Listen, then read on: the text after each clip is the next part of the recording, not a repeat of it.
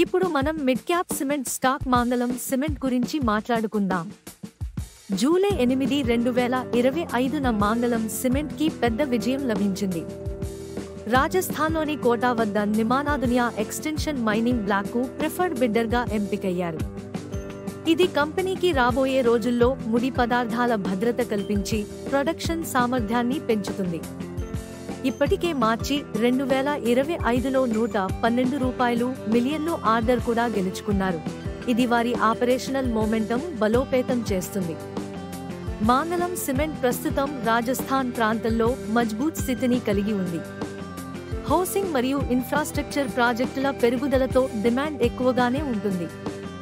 Financials పరంగా చూడాలి అంటే Q4 రెవెన్యూలు ₹502 కోట్లకు చేరాయి.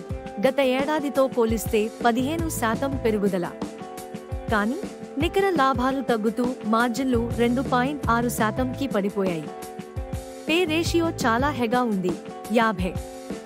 స్టాక్ ప్రస్తుతం ఇంట్రిన్సిక్ విలువ కంటే 91 ప్రీమియంపై ట్రేడ్ అవుతుంది.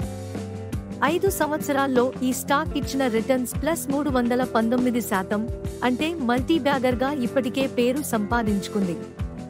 అయితే ప్రస్తుత స్థాయిలలో వాల్యూషన్ ఎక్కువ, లిక్విడిటీ కరువు మరియు లాభదాయకతలో ఒత్తిడులు కనిపిస్తున్నాయి.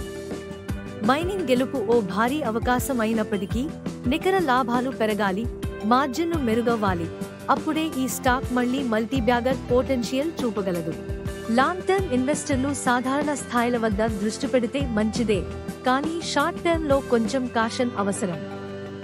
మంగళం సిమెంట్ బలమైన ఫౌండేషన్ ఉన్న స్టాక్, కానీ ప్రస్తుత స్థాయిల్లో కొంత జాగ్రత్త అవసరం. మీరు లాంగ్ టర్మ్ దృష్టితో ఉంటే ఈ స్టాక్ను వాచ్లిస్ట్లో ఉంచండి. ఇంకా ఇలాంటి స్టాక్ అప్డేట్స్ కోసం ఫాలో అవ్వండి ఏఆర్ స్టాక్ మార్కెట్ విస్పరర్స్.